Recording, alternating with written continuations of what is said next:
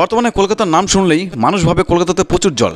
তবে জল যেমন জমেছিল তার 24 ঘন্টার মধ্যে সব জল নেমে গেছে। তবে নর্থ কলকাতাতে কিন্তু একদমই বৃষ্টি হয়নি। আমরা এখন বর্তমানে আছি নর্থ কলকাতাতে।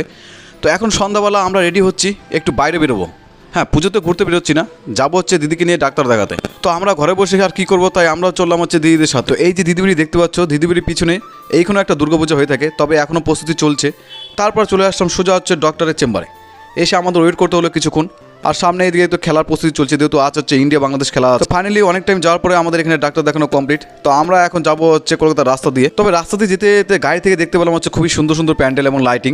তবে এখনও কাজ পুরোপুরি সম্পূর্ণ হয়নি, অনেকটা কাজে বাকি আছে। আমরা এখন বর্তমানে আছি নর্থ কলকাতাতে। হ্যাঁ, সাউথ কলকাতাতে তো এখন ভিড় জমে গেছে প্রচুর। তবে আমরা সাউথ কলকাতাতে কাল যাবো হচ্ছে ঘুরতে, আজ এখন সোজা যাবো হচ্ছে বাড়ির পথে। তবে বাড়ি যেতে যেতে দেখতে পেলাম একটা ফুটবল মাঠের পাশেই এখানে হচ্ছে ভুট্টা দোকান বসেছে।